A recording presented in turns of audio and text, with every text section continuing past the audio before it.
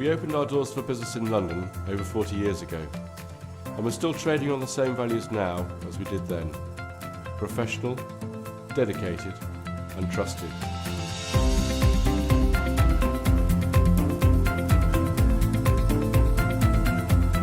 We are the MECO Group.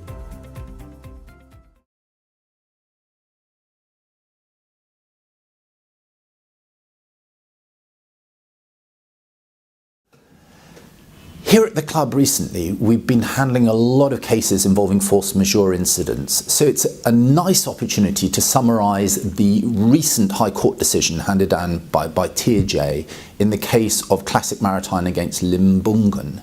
The background to the case is in fact the largest environmental disaster in Brazilian history. The collapse of one of Brazil's largest dams, leading to closure and catastrophic consequences environmentally.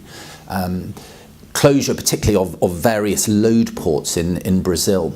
The facts here are that the charterer therefore argued force majeure, that it wasn't capable of making the subject shipments under the COA, and the owners asserted their right to claim 21 million worth of freight for non-performance.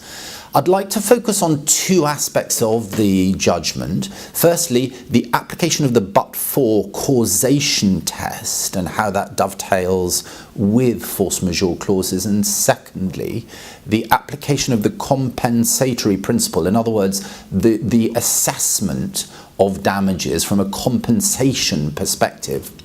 On the but-for test, it's a key issue because it's a new thinking by the court, and the court and TJ held that the charterer was required to demonstrate that but for the dam collapse, they would otherwise have performed the shipment or shipments. Now, in the case, this point hadn't been considered before the court since the mid-1970s, and the previous thinking was that the charter didn't need to so demonstrate that they would otherwise have performed. But TJ was clear that that is a requirement of successfully triggering a force majeure clause.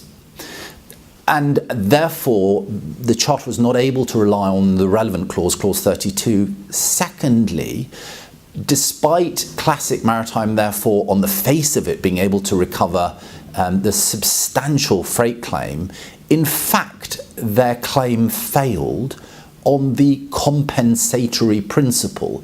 The point here is this, that Classic Maritime would not in any event have received performance by the charterer because the dam collapse and the subsequent mining restrictions would not have enabled the charterer to successfully perform the shipments, so that the performance would never have taken place in any event.